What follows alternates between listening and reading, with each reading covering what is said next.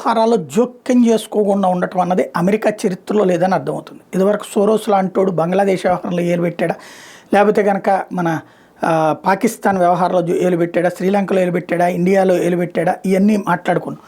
అదే సందర్భంలో ఇప్పుడు దాన్ని కాదంటున్నటువంటి దాన్ని తప్పుబట్టి అధికారంలోకి వచ్చినట్టు ఎలన్ మాస్క్ అదే మీడియా తన చేతిలో ట్విట్టర్ని అడ్డుపెట్టి ఇప్పుడు జర్మనీ రాజకీయాల్లో జోక్యం చేసుకున్నాడు, ఏఎఫ్టీకి మద్దతు ప్రకటించాడు. అట్లాగే బ్రిటన్ రాజకీయాల్లో జోక్యం చేసుకున్నాడు, స్టీర్ కార్మర్ మీద జనాల్ని రెచ్చగొట్టే ప్రయత్నం చేసుకొచ్చాడు. ఇప్పుడు రొమేనియా రాజకీయాల్లో ఇన్వాల్వ్ అయ్యాడు.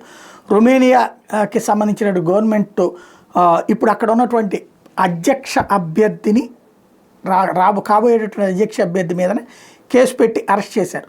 తప్పుడు కేసులు పెట్టారు అంటూ ఎలన్ మాస్క్ రంగంలోకి దిగాడు. They just arrested the person who won the most votes in the Romanian presidential election. This is messed up. ఇది అత్యధిక ఓట్లు వచ్చినటువంటి అభ్యర్థిని అరెస్ట్ చేయడం ద్వారా మిగతా వర్గాలన్నీ కలిపి కుట్ర పన్నుతున్నాయి అన్నటువంటి పాయింట్ని ఓపెన్గా రైట్ చేయడం ద్వారా ధైర్యం చేస్తున్నాడు ఎలన్ మాస్క్.